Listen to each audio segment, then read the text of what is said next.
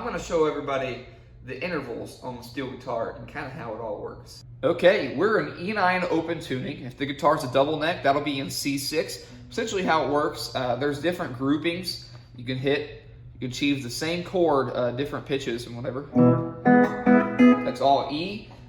We didn't use all the strings. For instance, you could come down here, play an E7. Just a lot of different combinations with that. Same thing with pedals and levers. They all change just depending on what you're trying to get. But essentially, it's the same thing. So you can move it up one fret, and that just becomes the F.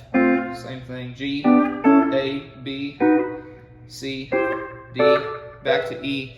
The whole thing works across. So if you learn a scale,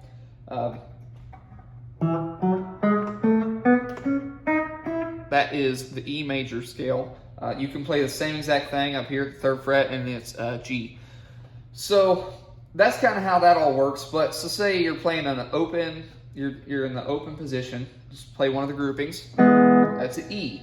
But you can also achieve different kinds of E's by moving up the neck. For instance, go to fret 7, which is usually where you play the B. Well, you push in A and B pedals, you're still getting that E.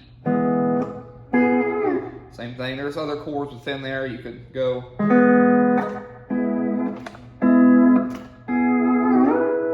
A lot of different things. So it all comes together to get these different versions and inversions of the same chord. So you can play tons of E's because you could do all those in groupings too. So you could come up here with that. You can still do those groupings.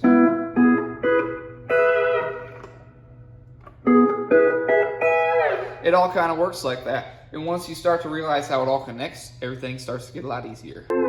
Thanks for watching. If you got any more questions about how the steel guitar works, I'd be happy to explain it for y'all. I did a video a couple weeks back on just steel guitar in general, all the pedals and levers and all that kind of stuff, but glad to share a little bit of the chord structure, the notes, all that today. So thanks for watching.